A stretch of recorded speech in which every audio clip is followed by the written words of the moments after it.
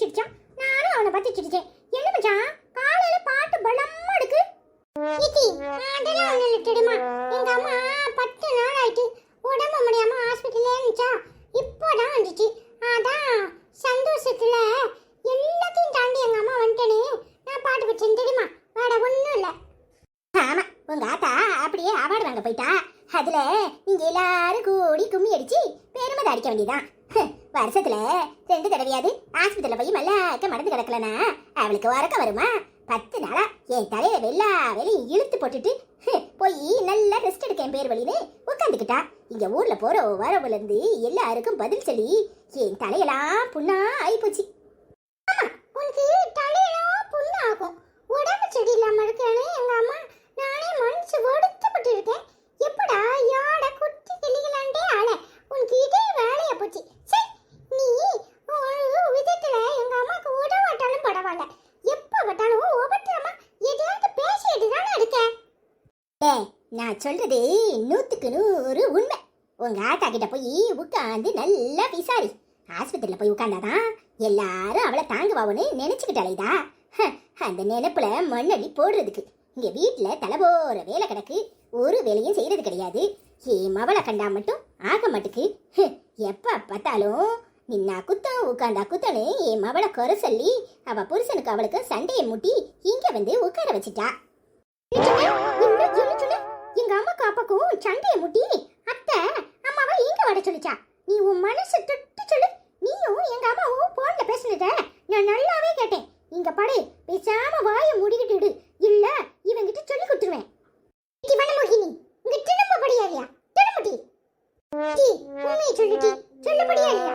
என்னடி உங்க அம்மாவும் இவளும் போன்ல என்னத்த பேசினாவோ என்னச்சடி பேசினாவோ. இப்ப எனக்கு உண்மை தெரிஞ்சாகணும். என்ன புதுசாவா பேசப்படவோ? அதேனா உன் புருஷங்கிட்ட சண்டை போட்டுட்டு பேசாம இங்க வந்து உட்காடு. அப்பனா இவ சடிப்படுவா. ஆஸ்பத்திரிக்கு வீட்டுக்கும் என்னால சோடு கொண்டு கொடுக்க முடியல. வேணும்னே ஆஸ்பத்திரியில போய் படுத்துக்கிட்டா. உன் அண்ணக்காரன் என்னன்னா நான் சோடு கொண்டு போவாட்டா மூஞ்சி தூக்கி வச்சிருக்கான்னு சொன்னா தெரியுமா. அதான் எங்க அம்மா எங்க அப்பா கிட்ட சொல்லிட்டு இங்க வந்து உட்கார்ந்துருக்கு. இந்த மாதிரி ஒரு கேவலமான விஷயத்தை பண்ணிட்டு எப்படி உன்னால சந்தோஷமா இருக்க முடியுது? உன் மவனை நீயே வர சொல்லிட்டு எங்க அம்மாவால தான் சண்டை போட்டுட்டு வந்தானே இங்க வந்து சொல்லிக்கிட்டு இருக்க. நல்லா வடுவட்டாயே நீ நல்லாவே வடுவ. இங்க பாடு என்ன பண்ணணுமோ பண்ணிக்கோ. ஆனா எங்க அம்மாவை மட்டும் ஏதாவது சொன்ன நடக்கடதே வேலை வாங்கடி போவோம். ஆமா மச்சன் சொன்னதான் நீ எல்லாத்தையும் பண்ணு. ஆனா எங்க அத்தையை மட்டும் ஏதாவது சொன்ன நடக்கடதே வேலை வாழ போவோம். அட பாவி பேவுலா எல்லாத்தையும் போன்ல ஒட்டு கேட்டுட்டு இந்த பெயர்ட்ட வேற சொல்லி கொடுத்துருக்கு.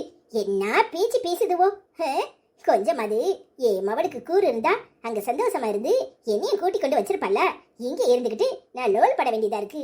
எல்லாத்துக்கும் காரணம் இந்த பெயர் தான். எப்ப பார்த்தாலும் பண்டாட்டி பண்டாட்டின்னு அவளை தாங்குன்னு தான் வந்தான். ஒண்ட வந்த பிடாரி ஊர் பிடாரிய விரட்டுமா அந்த கதையால இருக்கு. ஒழுங்கு மரியாதையா போயிரு. என்கிட்ட எதுவும் பேசாத.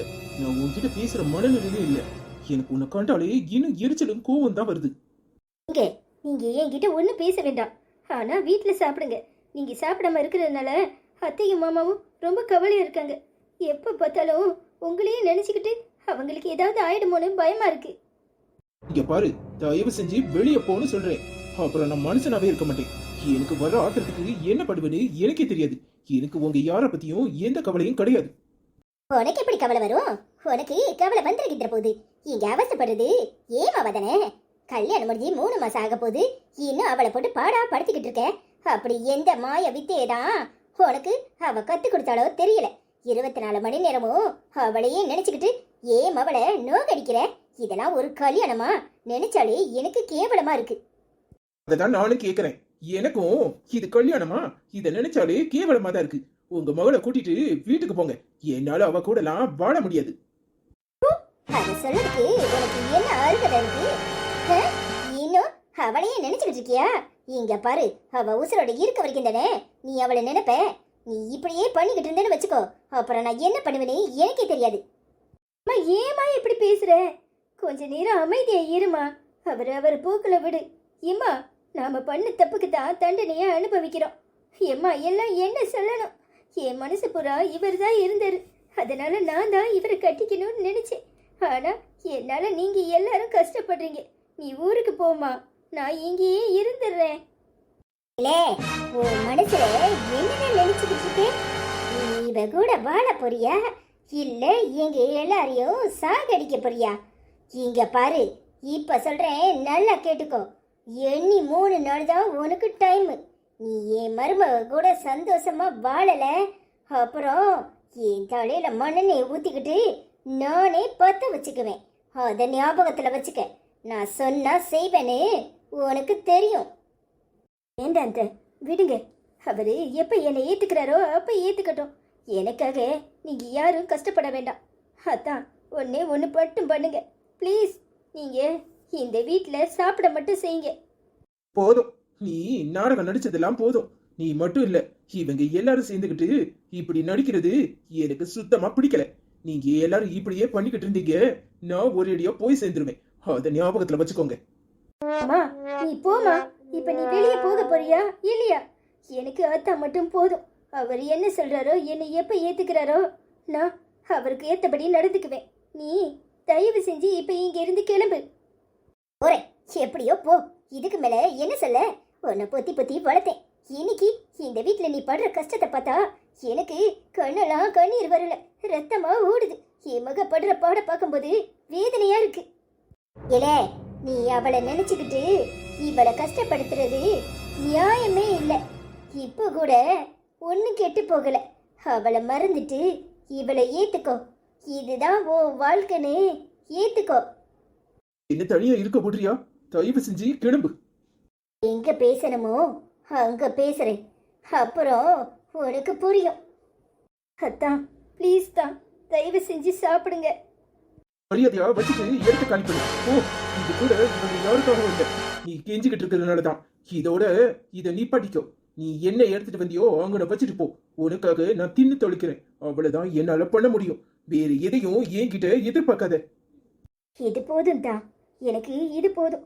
தேங்க்ஸ் தான், நான் வச்சுட்டு போறேன், நீங்க சாப்பிட்டுருங்க. அதை கொடுத்தேன் இதை கொடுத்தேன்னு என் மனசுல இடம் பிடிக்கலான்னு நினைக்காத. கண்டிப்பா தனலட்சுமியை தவிர என் மனசுல உனக்கு இடம் கிடையாது. அதை நல்லா ஞாபகத்துல வச்சுக்கோ. எப்பவுமே என் மனசு பூரா அவ மட்டும்தான் இருக்கா, அவ மட்டும்தான் இருப்பா. பரவாயில்ல தான், எப்போ நீங்க என்னை ஏத்துக்கிடுவீங்களோ அது வரைக்கும் நான் காத்துட்டு இருக்கேன். தனலட்சுமியே உங்க மனசுல இருக்கட்டும், ஆனா என் மனசுல நீங்க மட்டும்தான் இருக்கீங்க. அதை எப்பவும் மறந்துடாதீங்க. நான் வரேன். ச்சே, எல்லாரும் சேர்ந்து என்னை எப்படி எல்லாம் சவுக்கடிக்கிறாங்க. என் மனசுல வலிக்கு.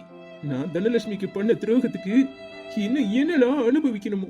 நின்னா தூக்க வர மாட்டுக்கு, உட்காந்தா தூக்க வர மாட்டுக்கு, படுத்தா தூக்க வர மாட்டுக்கு, 24 மணி நேரமும் அவ ஞாபகமாவே இருக்கு.